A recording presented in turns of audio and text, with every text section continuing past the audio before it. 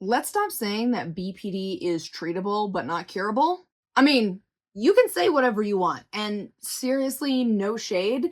I've believed and said this before, but after learning and growing, I realized that I've never actually heard an explanation following this phrase that accurately encapsulates the truth. Hey, I'm Zanny. I make content about cats, crafts, and reveal the truths about mental health that most people won't talk about. You done? Okay, we'll see you later. Bye, Nugget. So for context, in case you don't know what BPD is, borderline personality disorder is a complex, serious psychiatric disorder characterized by pervasive instability in regulation of emotion, self-image, interpersonal relationships, and impulse control. BPD is the most prevalent personality disorder in clinical settings and is associated with severe functional impairment, substantial treatment utilization, and high rates of mortality by suicide. So I was diagnosed with BPD 20 years ago. I had all 9 traits of the disorder and I was just miserable. I couldn't stay in school, maintain relationships, or hold down a job. In 2017, I found a good DBT program. DBT stands for dialectical behavior therapy. And although it definitely wasn't immediate, my life drastically changed. After I graduated DBT in 2019, I got married, I started working as a seamstress, I got my degree in psychology, started another mental health channel called the BPD Bunch, and I got to the point where I no longer qualified for a BPD diagnosis anymore. Which brings me to the phrase, BPD is treatable but not curable. Now, there are 2 aspects to this phrase that I think can be pretty misleading. The first is the implication of permanence, and the second is the binary nature of the term curable. Let's tackle the permanence issue first. Every variation of this argument that I have heard is in some way saying that BPD is for life. Now, I'm not going to sugarcoat it. Not everyone recovers, but it's also not true that everyone who has BPD is going to have it for life. It's a lot more complicated than BPD being curable or not. I'm going to go through 2 of the main arguments that I've heard, and I'm going to give my rebuttal. The first version of this argument that I have heard says that the best you'll ever be able to do is manage your symptoms, so treat them, but that they'll always be there with relapse right around the corner. If you stop being vigilant with your skills for like a second, then BPD is just going to come up and bite you in the ass. But this argument makes the assumption that you're incapable of learning and autonomizing new processes, and barring some kind of other condition or brain damage, there's no reason why this should be true for BPD. Don't get me wrong. I think there is a phase of recovery where we do need to vigilantly use our skills or we risk backsliding. That was definitely true for me for about 3 years. But eventually I noticed that I wasn't even thinking to use skills. It just happened automatically. It was like it became an innate part of who I was. So it's not like BPD just went poof one day. It's more like I slowly transformed into a better version of myself. When I think about it, I found that BPD recovery for me was a lot like learning to play the piano. You know, when you're a beginner at the piano, you have to think about every single thing that you're doing. You know, I have to think, oh, my thumb goes on this note and my middle finger goes on this note, and this is how I hold my hand. You know, it's a lot of mental work to think about where everything goes, and you're working so hard, and the best you can do is play like the chopsticks, you know? You can probably tell by my nails that I don't play the piano very much anymore, but that's beside the point. Anyway, once you've gotten really practiced, you get to the point where your fingers are just flying over the keys and you're not even thinking about it. Now, just because you're not thinking about it doesn't mean that you're never going to make a mistake, but you're also never going to be a beginner again either. And I mean, there definitely are other conditions that don't work like this, but unless you also have one of those or some kind of permanent damage that prevents you from learning and autonomizing new things, There's no reason why you can't learn a different way of being. So this is where I think it's really important to point out that the vast majority of people with BPD have some other co-occurring psychological disorder, and having multiple conditions can vastly alter someone's treatment outcomes. So it's really important that we look at the different conditions that an individual is living with and consider how those interact before we jump to conclude that BPD just can't get better, especially considering the fact that BPD has relatively high remission rates. It could be that somebody's specific combination of disorders just isn't responding to the currently prescribed treatment modalities. This is why individual planning and treatment is really important. Another thing that I think is worth adding, and I can't say how much this matters for everybody, but for me, age played a huge role in my recovery. I mean, when I was 21, that was when BPD was the worst for me.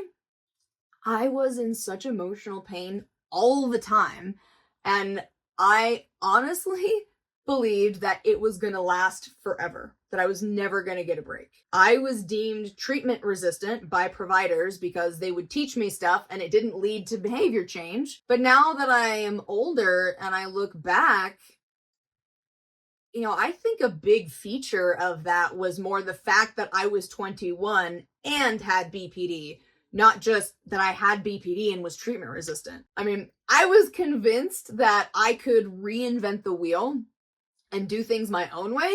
So I didn't really invest in my recovery in the way that I needed to.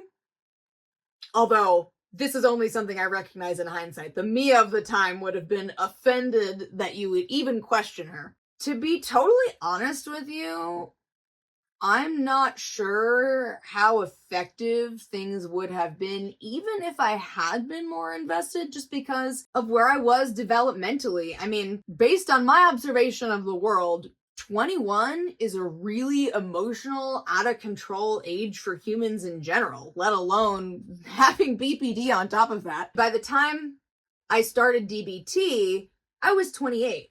So at that point, my emotional intensity and behaviors had just kind of gone down a little bit with age. And even more than that, I had just been dumped, and relational discord has always been the biggest activator for my self-harm behaviors and feeling suicidal. So I was more motivated than ever to actually listen to what other people said. And you know what? It worked. I'm not saying that this is how it's going to be for everyone. I just think it is important to not completely discount age. Sometimes where you are in life really makes a big difference. So, will you experience a period where the best you can do is actively manage your symptoms? Yeah, probably. Are you definitely doomed to be that way for the rest of your life? No.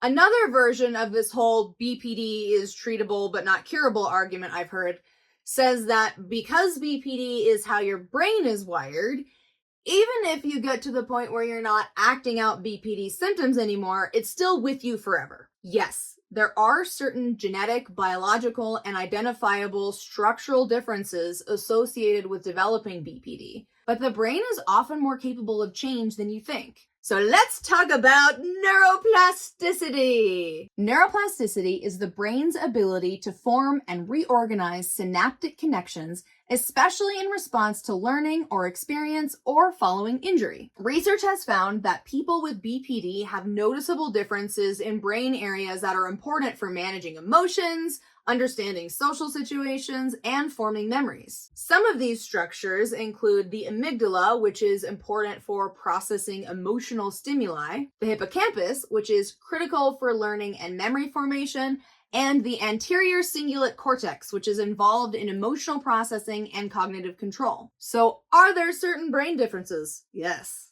However, research also shows that therapy can help boost neuroplasticity in people with BPD. Specifically, dialectical behavior therapy has shown to reduce reactivity in the amygdala, the anterior cingulate cortex, and the bilateral hippocampus in BPD patients. This part I think is super cool and exciting DBT can even help increase the amount of gray matter in brain regions associated with emotion regulation. So this suggests that DBT doesn't just help with managing symptoms, it also promotes neuroplasticity in people with BPD. So despite the fact that certain structures and brain activity are associated with BPD, learning does, in fact, change your brain. And yes, once you've established certain neural pathways, it's not like they can just disappear. But just because we can't unlearn something doesn't mean that we can't change our default mode of operating. So let me put it like this. Let's say that the neural pathways in my brain that represent my BPD rage reactions are like a well-funded, well-maintained, and well-used by me highway. If I want to not be using that rage highway, I have to drive down a different road. But it doesn't exist yet, so I have to build an entirely new one from scratch. Does it take me an exorbitant amount of time, energy, effort, and other resources to build a brand new highway on completely barren land? Absolutely. And yeah, even once it's built, it's going to take me some time to remember, ooh, I got to stop funding my rage highway. I got to fund this one, and I got to drive down this one instead. And while I can't sit here and say that for sure that rage highway is just going to be gone someday, if I never use it, then it's going to fall into disrepair. I mean, have you ever tried to drive down a road that nobody maintains? Like, unless it's literally the only way to get to where you're going, most of us will find a different route because of how unpleasant it is. And it's a similar concept when you drastically change your behavior and you make something else your new default. I mean, yeah, I could go drive down the rage highway, but why would I when I have this beautiful, brand new, effective behavior highway that I spent years building? I guess you could argue that because some amount of that rage road is still there, that the BPD hasn't completely left me. But I just can't see any functional purpose to thinking about it like that, because although, yes, there's technically something there, I don't really use it. So what is the point of pointing it out? It just doesn't really make sense to me. I mean, I'm not saying that I never accidentally go down it. You know, usually it's like I go 2 feet and I'm like, that was a wrong turn. I'm going back this way. Which brings me to my second major point of this episode, which is that I don't think the word curable applies to BPD recovery very well. Curable implies a binary. You either have symptoms or there is no trace of them in you at all. But BPD and lots of other psychological disorders exist on a spectrum, where at some point the behavior is severe enough that it's worth classifying as a symptom of a disorder and giving someone that diagnostic label. That means that there's lots of other people who don't qualify for a BPD diagnosis who still relate to the BPD experience. What makes BPD behaviors pathological is not the fact that they exist. It's the extremity and the context in which they occur. So it's not that BPD isn't curable. It's that curable isn't even a relevant term to begin with. When we talk about recovering from BPD, the goal isn't to completely eradicate those behaviors, because then you wouldn't even be human. Most people get irrationally angry sometimes. Most people struggle to regulate their emotions sometimes. Most people, I learned this in school in my Psychology 101 class, most people even have an ambient suicidal thought at some point in their life. If my reactivity and symptoms have been reduced to the point where my default is now no more or less extreme than other average humans, I don't know about you, but I would say I don't have BPD anymore. Not because I've been cured, but because I just don't experience those things at a pathological level anymore. To be fair, I do think it's important to mention that a lot of us have varying definitions of what we mean when we say BPD.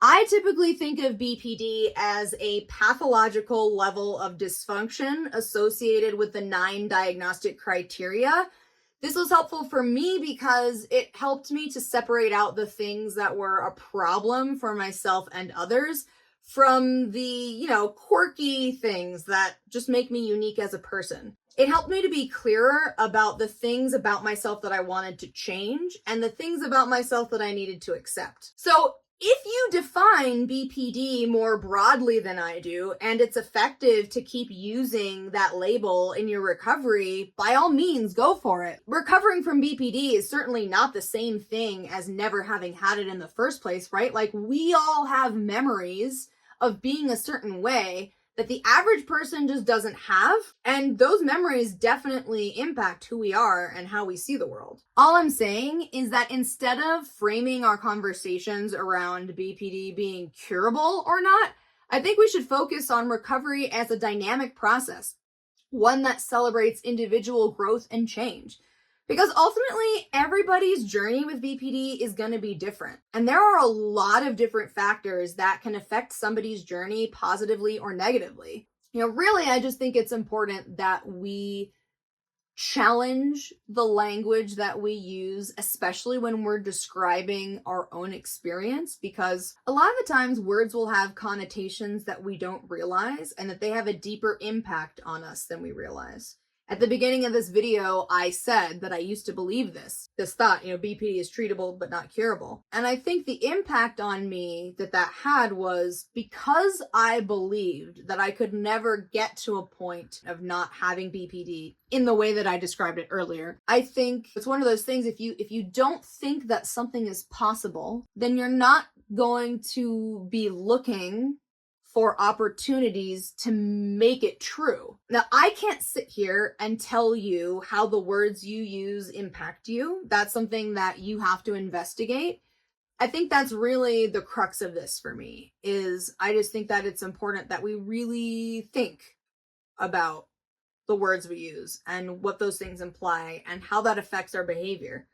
If there's some variation of this argument that really does help you, it helps you live an effective life that you're happy with and have a robust form of recovery, I seriously wish you all the best. I just wanted to make this video for anybody who's felt like the explanations were kind of lacking. And now it is time for the cat portion of our episode. So this is Crimson. He's 14. He has lived with me in 3 US states. One of my favorite Crimson stories is when we were filming an episode of the BPD bunch, and one of my castmates was talking about how her mother-in-law does not like cats. I had headphones on. I have no idea how he heard this from wherever in the house. But Crimson decided that was his moment to jump in front of the camera, show off his fluffy, beautiful tail. So yeah, Crimson has been with me through the worst of it. When I was talking about like being 21 and the insanity of BPD, this guy was there for that. So I just want to say thank you everyone so much for watching this episode, and a big shout out to my friend Dr. Alex Stein for helping me collect some of the research and citations for this episode. I thought it was really cool to read, especially some of the stuff about the actual physical evidence that therapy can change how your brain behaves. I just thought that was the coolest thing ever. And there's actually a lot more in those papers than I could include. So if you want to read them, I definitely recommend checking them out. So thank you so much for watching. I hope that you got a little nugget of truth to take with you on your journey, and we'll see you next time. Nook, you're breaking stuff. No. Pick him up. 14. Yeah, you owe me one. Yeah. He's beautiful.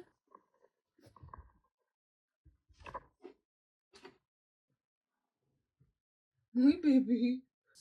Ooh. Yeah. Yeah. Good boy.